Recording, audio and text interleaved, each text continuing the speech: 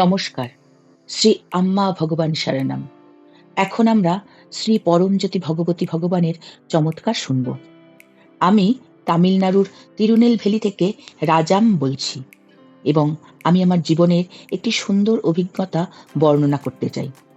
আমার স্বামী এবং তার বন্ধুরা জমি ক্রয় করে গৃহ নির্মাণ এবং বিক্রি করার পরিকল্পনা করেছিলেন। এই উদ্দেশ্যে আমরা একটি ঋণ নিয়েছিলাম এবং ২০২৪ সালে জমি কিনেছিলাম। ২০২৫ সালের মধ্যে নির্মাণ কাজ সম্পন্ন হয়েছিল এবং সমস্ত ফ্ল্যাট বিক্রির জন্য প্রস্তুত ছিল। অল্প সময়ের মধ্যে আমার স্বামীর বন্ধুদের সমস্ত অ্যাপার্টমেন্ট একে একে বিক্রি হয়ে যায়। শুধু আমাদের অ্যাপার্টমেন্ট অবিকৃত রয়ে গিয়েছিল।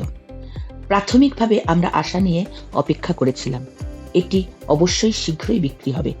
কিন্তু সময় অতিবাহিত হলে সেই আশা ধীরে ধীরে উদ্বেগ ও দুশ্চিন্তায় পরিণত হয়। আমরা ভাবতে থাকলাম, কেন শুধু আমাদের অ্যাপার্টমেন্ট বিক্রি হচ্ছে না? কখন আমাদের পরিস্থিতি পরিবর্তন হবে?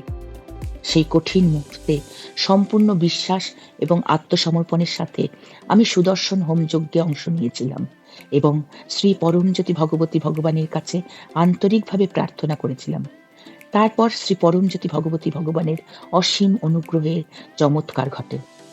হোমযজ্ঞে অংশগ্রহণের ১ মাসের মধ্যে আমাদের অ্যাপার্টমেন্ট বিক্রি হয়ে যায় এবং তাও খুব ভালো দামে। একই পরিস্থিতি যা আমাদের চাপ এবং অনিশ্চয়তা নিয়ে এসেছিল, তা হঠাৎ করে স্বস্তি, আনন্দ এবং কৃতজ্ঞতায় পরিপূর্ণ হয়েছিল। এটা সত্যিই আমাদের জীবনে দৈব হস্তক্ষেপ হিসাবে আমরা অনুভব করতে পেরেছি। আমরা ফ্ল্যাট বিক্রির যে প্রাথমিক অর্থ পেয়েছি, তা দিয়েই আমরা আমাদের প্রতিশ্রুতি ও পরিকল্পনা অনুযায়ী বার্ষিক সকল হওয়ানের সদস্য পদের প্রণামী দিতে পেরেছি। যখন আমি অতীতের দিকে তাকাই, আমি অনুভব করি যে এটি কেবল একটি অ্যাপার্টমেন্ট বিক্রি ছিল না, এটি অনুগ্রহের একটি মুহূর্ত, যা সঠিকভাবে সঠিক সময় এসেছিল, যখন আমাদের এটি সবচেয়ে বেশি প্রয়োজন ছিল। আমাদের এই চমৎকার আশীর্বাদ করার জন্য এবং আমাদের উদ্বেগ দূর করে আনন্দ এবং স্বস্তি প্রদান করার জন্য সকৃতজ্ঞ চিত্তে আমি শ্রী পরমজ্যোতি ভগবতী ভগবানকে ধন্যবাদ জানাই।